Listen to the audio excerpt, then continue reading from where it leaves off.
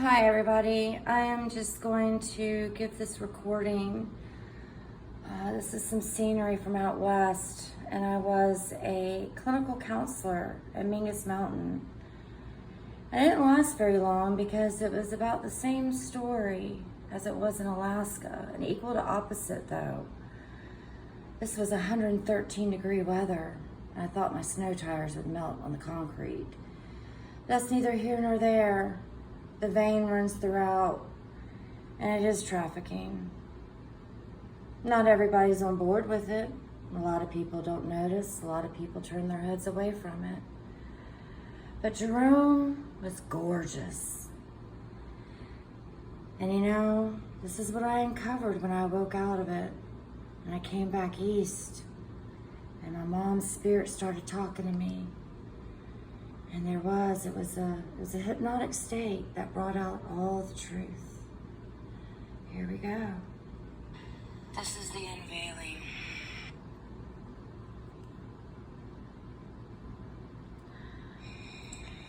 This is the unveiling of the evils we have lived. This is the unveiling of the devil that lived. There is an inversion and an equal to opposite. And I have solved the equations of the mathematical curses and subduedness that you have done to make me compartmentalize.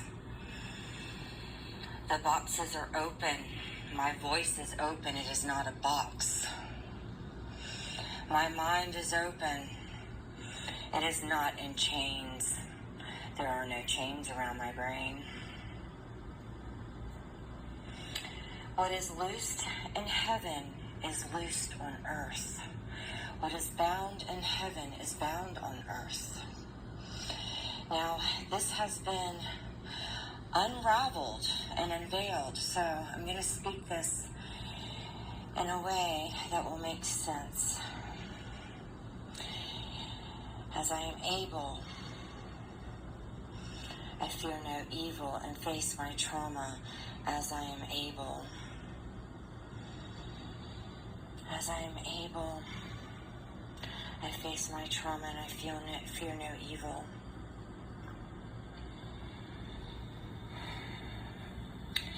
You took me on a camping trip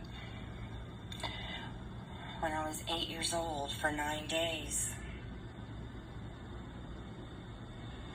I wrote a diary then, and you handed it to me years later to see if I would read it. Every time you give me something, I know you had a calculated reason for it. You wanted to give me things that you know I don't want to see your face.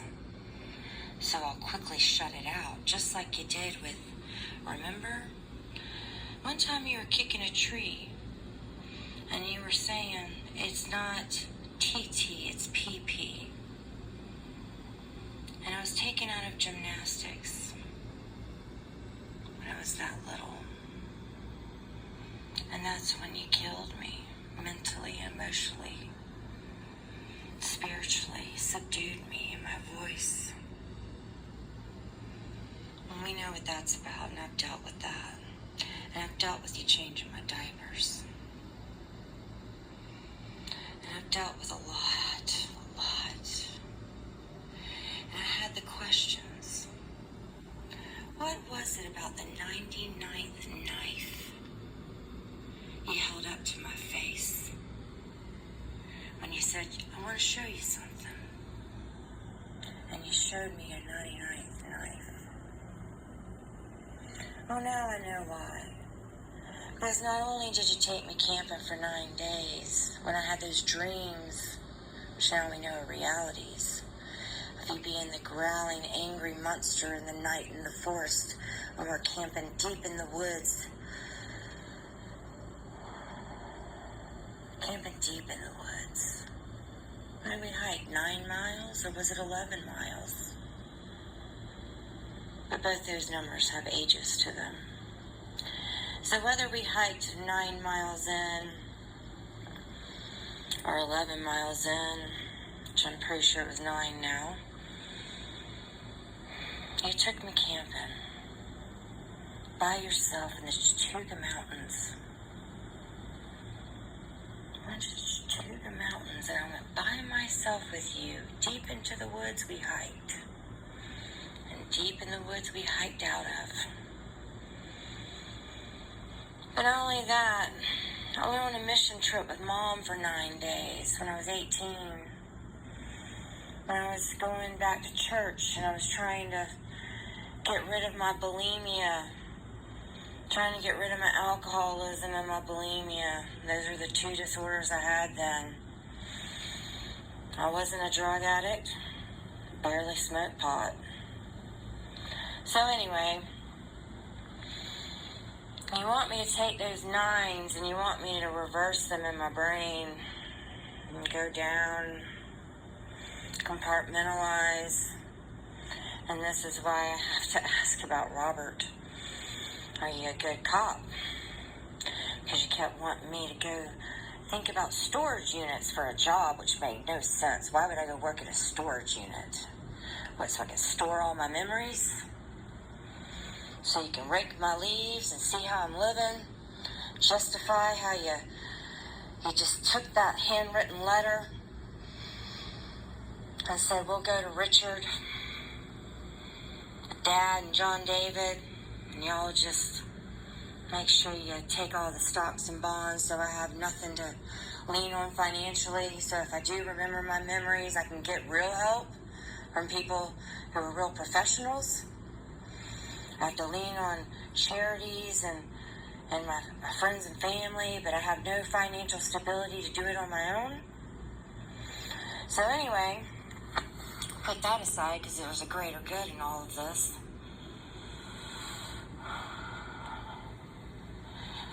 In 99, and what's loosed in heaven is loosed on earth. The 99th knife, you tried to cut my soul and my mind down again so I can be paralyzed in this physical realm.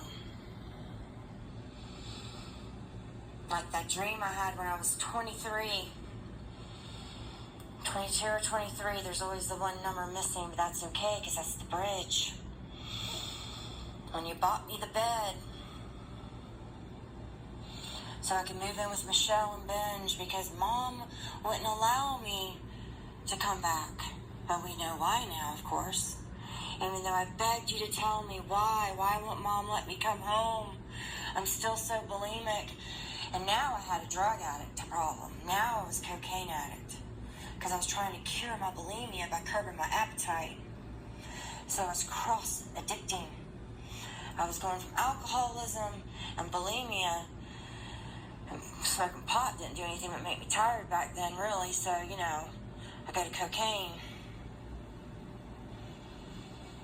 You think you can justify it, but you can't. Because that dream I had after you bought me my bed, set it up, I was paralyzed in a lucid dream state. And there was a Sasquatch type entity just hovering over me, smothering me, and I could barely breathe and I couldn't move. And I was trying to speak and I was trying to get it off of me and I couldn't move. And then when it finally left and I sat up out of my bed, I saw it. I saw it with spiritual, almost physical eyes, like it was transparent. But I could see it. And it was a brown, big, Sasquatch-like spirit that left my bedroom, left out my front door, and I saw it out my bedroom window going down the hall, going down the sidewalk. So if I want to say hallways, it's the doorways and the hallways and the portals of the spiritual realm that is in this physical realm of the lies that you have covered up for all these years. And as my body shakes now, as I have the trembling of the trauma baby, I don't have to tremble in trauma and fear anymore. This is the physiology and the awakening of my DNA to say, you are rightfully found out. You are not wrongfully accused at all. So, when you handed me that card with the $32, $33 in it, doesn't really matter because I confronted you when I was 31.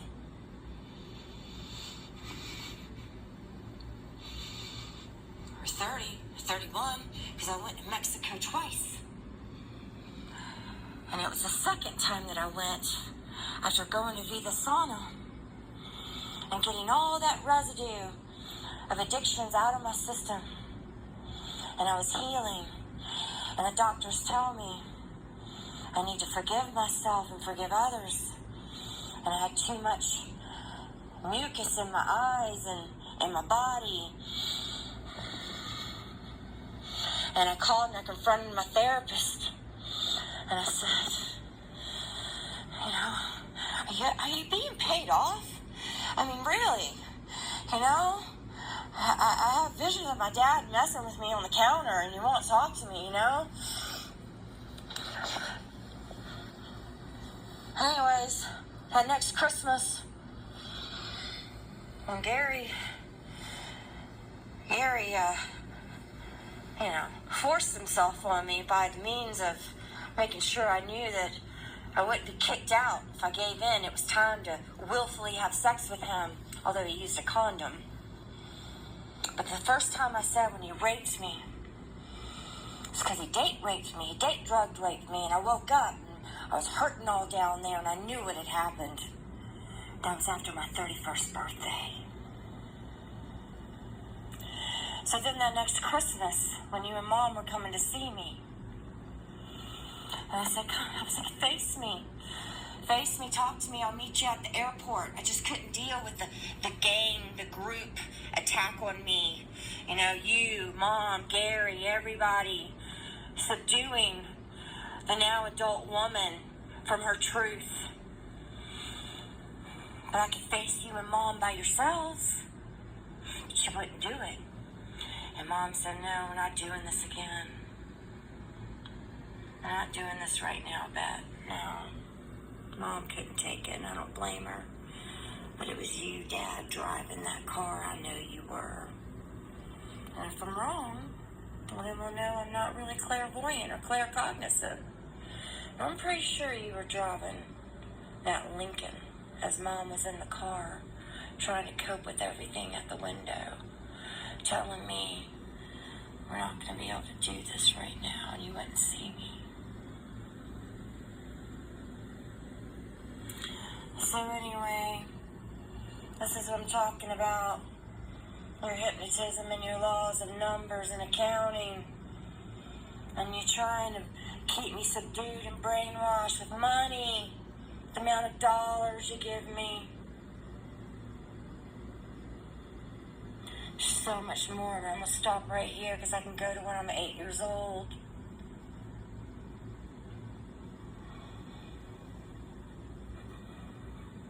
I do have all the answers. All the answers are within me. They're just not here at all the same time. Okay? And I am sharing this with the right people. And they don't have a W attached to their name.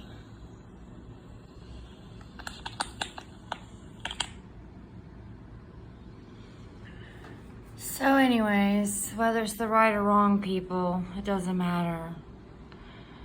No one wants to talk to me when it comes to the authorities. I think we know why. So when people say, oh, it's just a conspiracy. Oh, it's just a conspiracy theory. Is it really a theory? Or is it a reality? What do you think? Is it true? Is it true? You be the judge.